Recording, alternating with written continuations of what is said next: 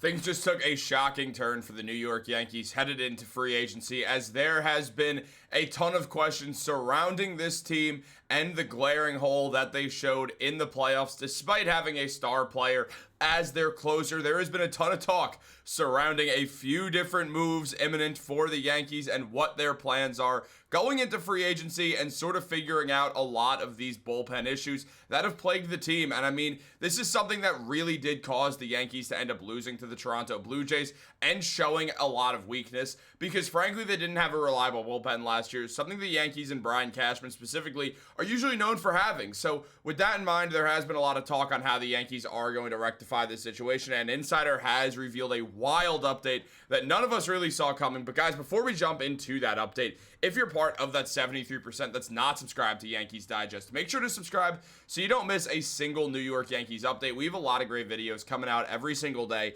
Now that it's the offseason, there is a whole lot to talk about on the New York Yankees every day, so you don't want to miss out on any of our videos. With all that being said, let's jump right into it, guys, because there is a lot to go over right now.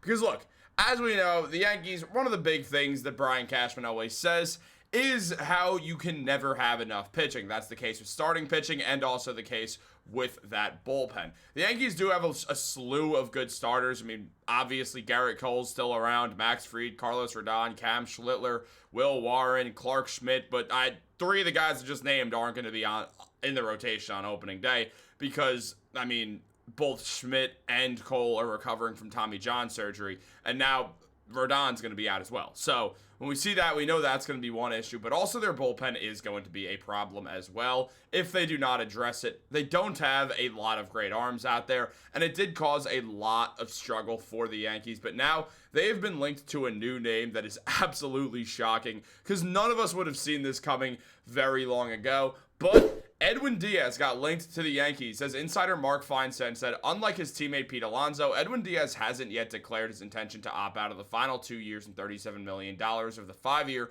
$102 million deal that he signed with the Mets in November of 2022.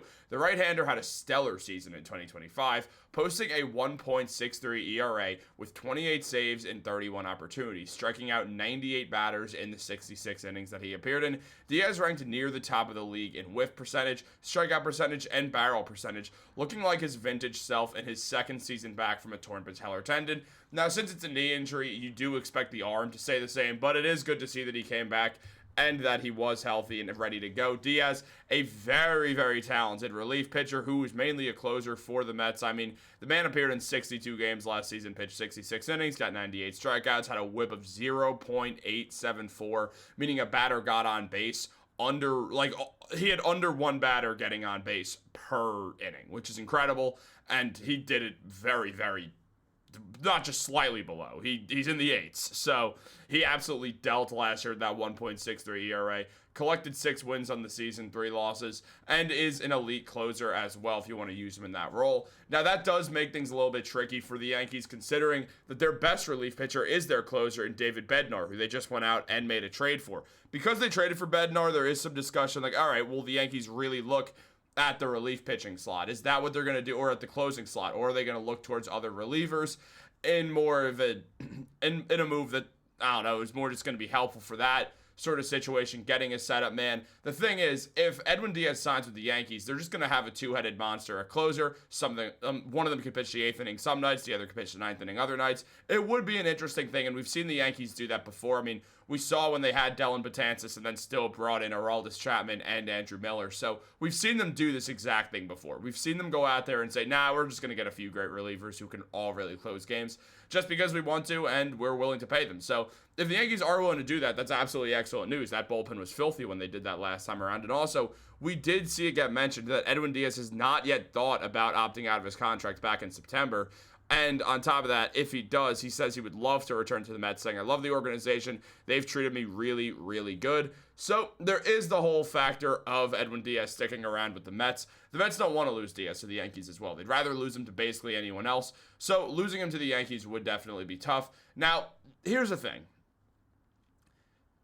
The Yankees It would surprise me if they're willing to pay Diaz more than the Mets are. The Mets, if they lose Diaz, will be in desperate need of a closer. Their bullpen is not good at all. They need to make multiple signings for their bullpen because the Mets, I mean, they have a slew of issues and most of them are pitching. I mean, they do have an excellent pitcher in Nolan McLean, but outside of that, and also McLean's a rookie, so there's that on top of it. But like, at all their pitchers, everyone they used who was going to be used if they made the playoffs was going to be a rookie. That was what they were looking at. So they're going to go out and have such a focus on pitching. I really don't think Edwin Diaz is going to slip their mind. They know they have to just they have to just cover levels and levels and levels of pitching, where the Yankees don't. They need to add some reliever arms, and Cashman did indicate that he will look at some starters as well because of Rodon, Cole, and Schmidt not being able to start the year because of the injuries, all of them having injuries to their elbow as well, we should mention.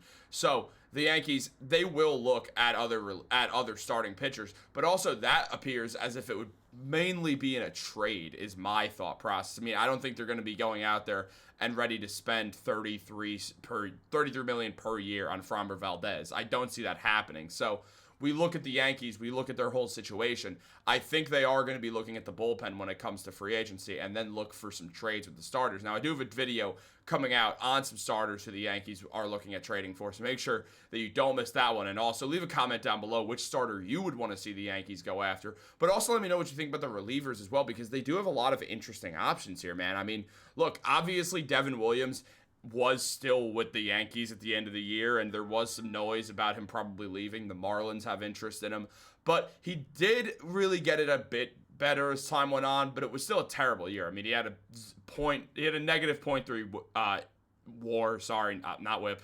Had a whip of 1.129, an ERA of 4.79. He just did not have the stuff this year. And Devin Williams was talked about, and it would not be surprising at all to see Williams leave New York, which Feinsand mentioned, saying the Yankees acquired Williams last season with the expectation that they were getting one of the best relievers in the game after he posted a 1.66 ERA between 2022 and 2024. Instead, Williams struggled in New York, his inconsistent performances resulting in a demotion from the closer role, which he eventually regained before losing it again. A year ago, Williams was on track to challenge Edwin Diaz's record for a relief pitching contract, but his uneven 2025 could force him to sign a shorter-term deal to restabilize his value, and also moving forwards, just reminding everyone who he is.